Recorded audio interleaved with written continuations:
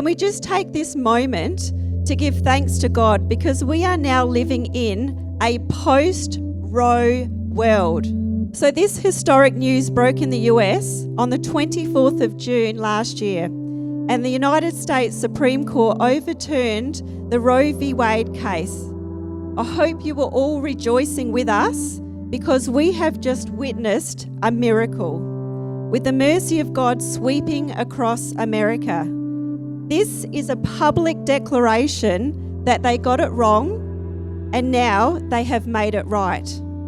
This has only ever happened one other time in US history, when they overturned slavery. That too was wrong, and they made it right. Thank you, Jesus. So we are all here today to say, Australia, we have also got it wrong. And the US leads us as an example that if we do not ever give up, that there will be a day that we can come here all together and celebrate the protection of every precious unborn Australian baby. So Love Adelaide is a 100% volunteer-run organisation, which is not sustainable in the long term. It's nearly to that point right now. We have grown so fast, and with that comes a huge expansion of costs. Not only the expense of putting on this large-scale event, but the running of our websites, databases, and all the campaigns that you keep seeing us help to push out for life. This is our appeal for financial support. Over the past 3 years, there have only been 2 churches who have given a love offering to us after speaking in their services. We have 2 faithful monthly supporters and about 30 others who have generously donated. The reason I share all of this is to tell you that to achieve what we have, it is only possible because our team gives all that we can, and we've also received some serious financial support. The lion's share has come from Adelaide's greatest philanthropist, Mr. Gordon Pickard. South Australia is so blessed to have his support, and we thank you, Mr. Pickard. We honour you. Love Adelaide is affiliated with the US pro-life ministry called Love Life. Last year, I spent 3 months in the US and I witnessed another part of their mission. It was so profound, we have decided to import it to Australia. It is called the House of Refuge. Our mission is to help churches become the place people run to and not from when they are facing an unplanned or a crisis pregnancy. We desire to do 3 things. 1, stop abortions from taking place among those who are attending our churches. 2, help those who have had an abortion to find healing rather than suffer in silence. And 3, to position the church for hurting families to run to them instead of the abortion clinic.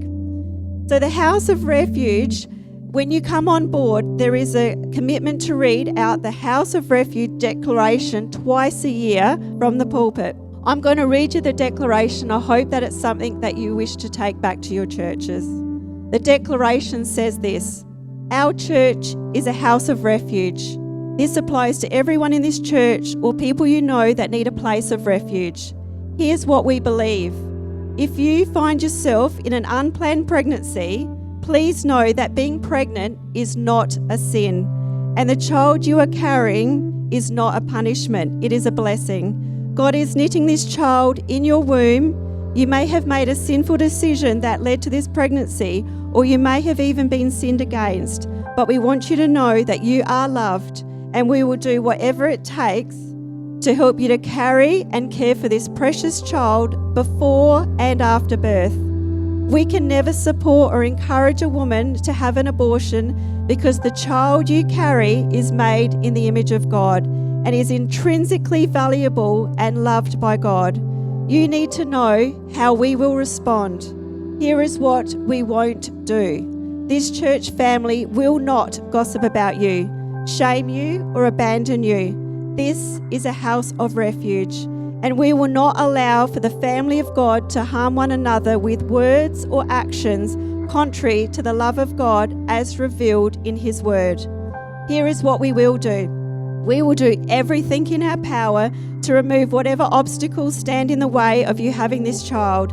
There are people in this church ready to mentor you, to throw you a baby shower, and to connect you with resources inside and outside of the church, local pregnancy care centre. We will also hold men accountable for living out their calling to provide and protect women and children. Finally, if you have ever had an abortion in your past, we want you to know that abortion is not an unforgivable sin. Whoever confesses and forsakes their sin finds mercy. If you have never gone through a post-abortion Bible study, we are happy to connect you to one so that you can walk in complete healing and freedom. That's our declaration. Our hope and prayer is that Adelaide churches will lead the way for our nation. It takes small teams of women in the church supported by leadership to become the representatives, mentors, post-abortion Bible study leaders, and baby shower coordinators.